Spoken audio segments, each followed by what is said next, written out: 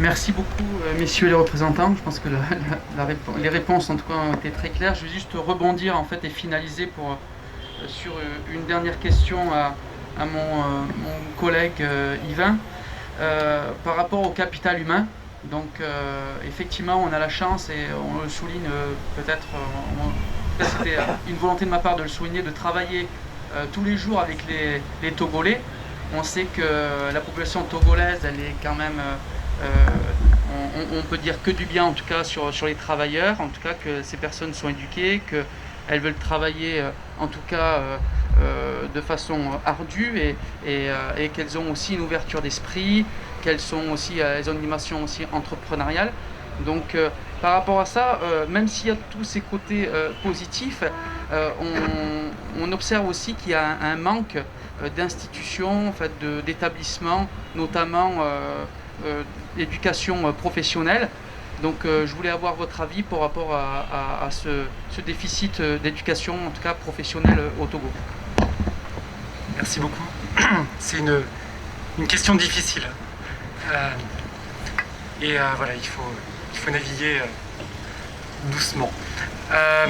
Au sujet de la formation, il est important de souligner que la formation professionnelle, pour diverses raisons, peut-être même des raisons de budget, ne forme pas forcément suffisamment d'ingénieurs et de top managers au Togo.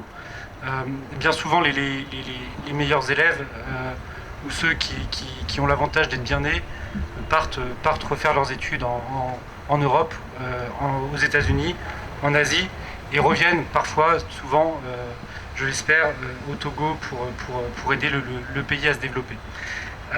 La JET a d'ailleurs été à l'initiative de l'émergence du CFMI, le Centre de formation au métier de l'industrie, mais qui a vocation justement à aider à former ces ingénieurs de demain, mais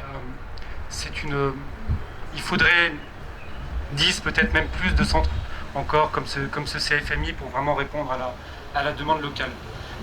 Les entreprises qui sont membres de la JET, comme CMA-CGM, souhaitent employer quelqu'un dans une position parfois qui est très spécifique, et du coup on est obligé de les former sur le tas. On prend des stagiaires, et c'est notre contribution pour professionnaliser la jeunesse du pays. Voilà, je me permets encore de prendre mon exemple d'officier de marine marchande. Quand j'ai commencé, avant d'avoir un brevet de chef mécanicien et presque de commandant, j'ai commencé comme élève officier pendant 1 an sur les bateaux à peindre le pont en plein golfe Persique, ou à piquer la rouille quand c'était l'hiver, et c'était une étape vraiment importante et qui est quelque part où je ressors grandi, et ça donne un petit peu ça humanise un petit peu les ordres qu'on est amené à donner après aux personnes.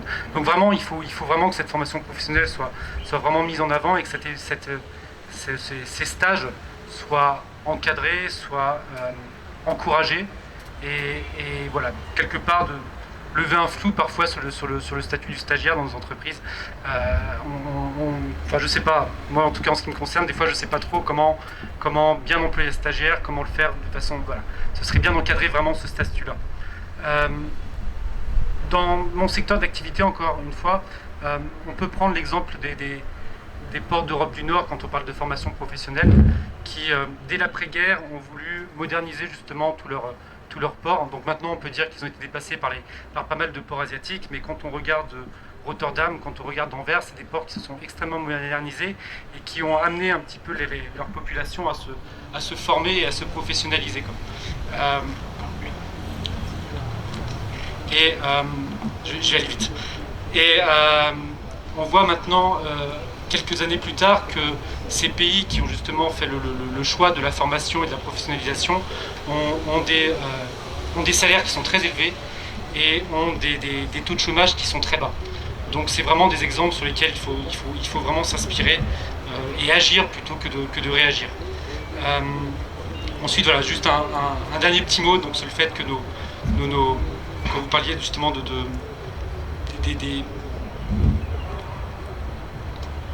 des entreprises qui étaient sur d'autres marchés comme les États-Unis, comme l'Europe. Je veux simplement souligner que les entreprises qui sont membres de la GET doivent satisfaire non seulement aux règles fiscales et aux règles sociales du pays, et même toujours aussi aller au-delà. En interne, nous avons tous des chartes éthiques. Quand nous travaillons avec des partenaires, nous faisons signer des chartes partenaires quelque part pour les engager à respecter bien entendu les règles. Et bien entendu, bien souvent aussi les entreprises qui sont membres de la GET vont au-delà de ces obligations, et en faisant des accords d'entreprise, en mettant en place des assurances santé, en mettant des grilles salariales qui leur sont spécifiques. Donc globalement, si une entreprise souhaite se développer sur certains marchés, elle doit aussi aller au-delà des réglementations et des règles locales. Voilà, c'est ce que j'avais à dire. Merci beaucoup. Merci beaucoup.